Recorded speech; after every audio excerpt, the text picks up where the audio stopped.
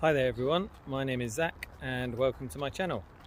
Amongst other things, I'm a reenactor and a jouster, and today I'm out for a ride on the lovely Cash.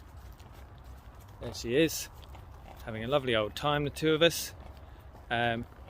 We are heading down track, and the other week when I was riding down here I had a bit of an epiphany, because I was walking with one of my friends, in fact the owner of Cash, and she was walking alongside on foot, and we came down this area and I had a bit of a revelation about why cavalry, and especially mounted infantry like 15th century mounted archers, are actually really useful. So I bought my camera this time and I'll give you a quick demonstration.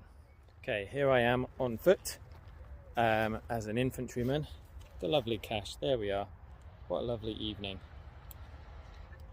No, we're not eating yet, we'll eat later. Anyway, we were coming down the track with Cindy, Cash's owner, and we came to this situation. Let me just turn the...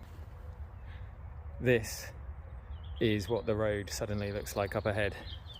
And I mean, if this fence wasn't here, we could go around the side, but that's pretty dire as well. And living in England, this is a pretty standard situation for roads that aren't covered in tarmac. So that really actually made me thinking. Cindy just decided to turn around at that point. If you were an infantryman and you were heading down this road, then it might actually hold you up really quite a long time, especially if you had wagons. Like some infantry relied on wagons and their train to help them to fight, to allow them to fight to their best effectiveness.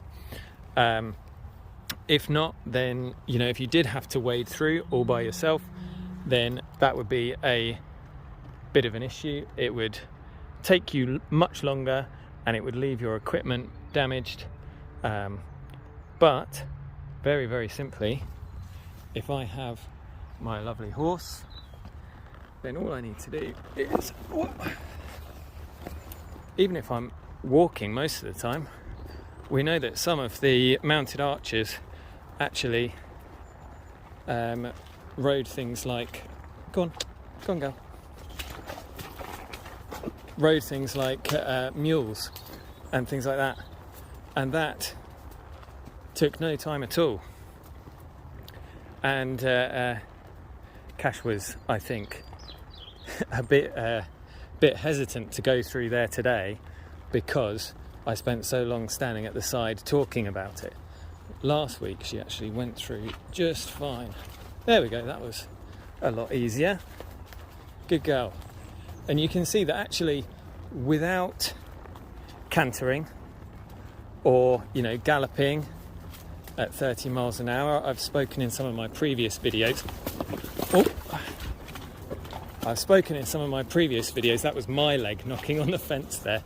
Cash forgot that my leg was on the side of her there. So I'll have a bruise on that knee later on. Yeah, the benefit of having infantry mounted on horses, or cavalry that are willing to dismount, is huge, even if you're not going at 20 to 30 miles an hour, which is generally the top speed of most horses. You actually can't do that for very long. You wouldn't want to do it for very long, especially if you're wearing armour and carrying weapons. But tracks like this are all over Northern Europe, even well into the spring, sometimes the summer as well. And horses can deal with them so much quicker than infantry, and with very little actual issues in regards to kit, drying time or anything like that. So that was just a thought that I had when I was riding last week. Cash is such a good girl. She did that very well. and my knee is okay, so don't worry about that. Thank you so much for joining me tonight, and if this is the kind of thing that is of interest to you, then please do stick around, subscribe to my channel, like and share for other people who like this sort of thing as well. It's the benefit of cavalry. Cavalry's not just all about riding headfirst into cannon fire, although sometimes we do that as well. It's also about getting from A to B with your feet and your equipment as dry as possible. See you in my next video. Bye bye.